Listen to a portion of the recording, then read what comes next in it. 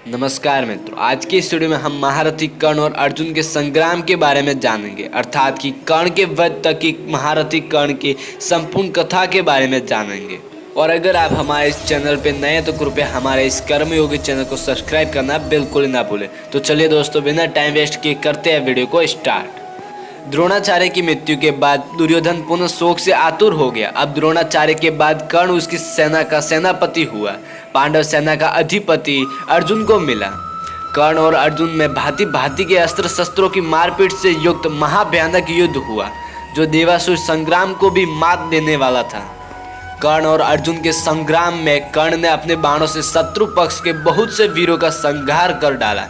70वें दिन से पहले तक कर्ण का युद्ध अर्जुन के अतिरिक्त सभी पांडवों से हुआ। उसने महाबली भीम सहित पांडवों को एक पर एक रण में परास्त किया, पर माता कुंती को दिए वचनानुसार उसने किसी भी पांडव की हत्या नहीं की। 70वें दिन के अंत में वह घड़ी आई गई जब कर्ण और अर्जुन आमने सामने आ गए। इस शानदार संग्राम में दोनों ही बराबर थे। कर्ण को उसके गुरु परशुराम द्वारा विजय नामक धनुष भेंट स्वरूप दिया गया था, जिसका प्रतिरूप स्वयं विश्वकर्मा ने बनाया था। दुर्योधन के निवेदन पर पांडवों के मामा शल्य कर्ण के सारथी बनने के लिए तैयार हुए, क्योंकि अर्जुन के सारथी स्वयं श्री कृष्ण थे और कर्ण किसी भी मामले में अर्जुन से कम ना हो, इसके लिए शल्य से सारथी बनने का निवेदन किया गया। महाराज शल्य में वे सभी गुण विद्यमान थे जो एक योग्य सारथी में होने चाहिए।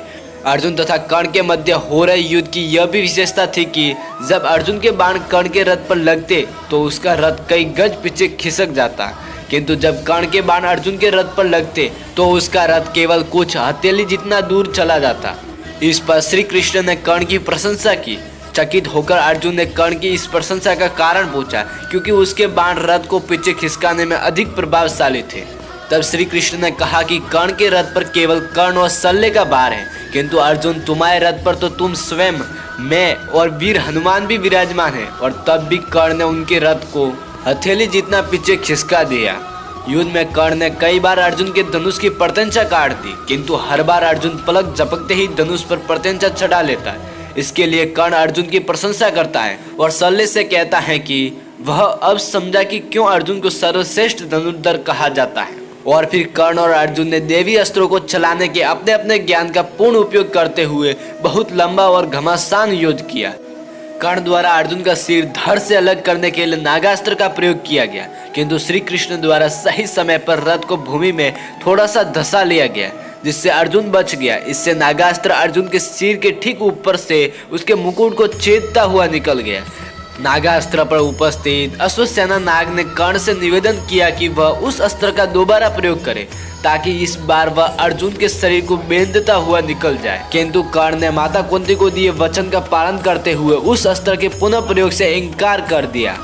यद्यपि युद्ध गतिरोधक हो रहा था, किंतु कर्ण तब उलझ गया जब उसके रथ का पहिया धरती में धंस गया। वह अपने को दैवीय अस्त्रों के प्रयोग में भी असमर्थ पाता है, जैसा कि उसके गुरु परशुराम का श्राप था। तब कर्ण अपने रथ के पहिए को निकालने के लिए नीचे उतरा और अर्जुन से निवेदन किया कि वह युद्ध के नियमों का पालन करते हुए कुछ देर के लिए उस पर बाण न चलाए। तब श्री कृष्ण अर्जुन से कहते हैं कि कर्ण को कोई अधिकार नहीं है कि वह अब युद्ध नियमों और धर्म की बात करे, जबकि स्वयं उसने भी अभिमन्यु के वध के समय किसी भी युद्ध के नियम और धर्म का पालन नहीं किया था। उन्होंने आगे कहा कि तब उनका धर्म कहा गया था जब उसने दिव्य जन्मा द्रौपदी को पूरी कुरु राजसभा के समक्ष वैश्या कहा था। युद्ध क्रीड़ा भवन में उसका धर्म कहा गया था, इसलिए अब उसे कोई अधिकार नहीं कि वह किसी धर्म या युद्ध के नियम की बात करे। और फिर उन्होंने अर्जुन से कहा कि अभी कर्ण असहाय है, इसलिए वह उसका वध करे। श्री कृष्ण कहते हैं कि अर्जुन, यदि तुमने इस निर्णायक मोड़ पर अभी कर्ण को नहीं मारा तो संभवतः पांडव उसे कभी भी नहीं मार सकेंगे। तब अर्जुन ने एक दैवीय अस्त्र का प्रयोग करते हुए कर्ण का सिर धड़ से अलग कर दिया। कर्ण के शरीर के भूमि पर गिरने के बाद एक ज्योति कर्ण के शरीर से निकली और सूर्य में समाहित हो गई। तदंतर राजा शल्य कौरव सेना के सेनापति हुए, किंतु वे युद्ध में आधे दिन तक ही नहीं टिक सके। दोपहर होते होते युधिष्ठिर ने उन्हें मृत्यु लोक तक पहुंचा दिया था।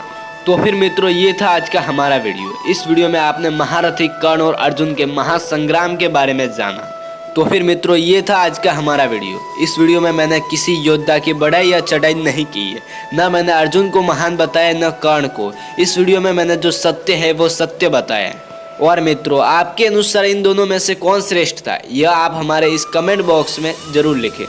तो फिर ठीक है दोस्तों, आज के लिए इतना ही। फिर मिलते हैं अगले वीडियो के साथ में। और अगर आप हमारे इस कर्मयोगी चैनल पे नए हैं तो कृपया हमारे इस कर्मयोगी चैनल को सब्सक्राइब करना बिल्कुल ही ना भूलें। तो फिर ठीक है दोस्तों, आज के लिए इतना ही। फिर मिलते हैं अगले वीडियो के साथ में।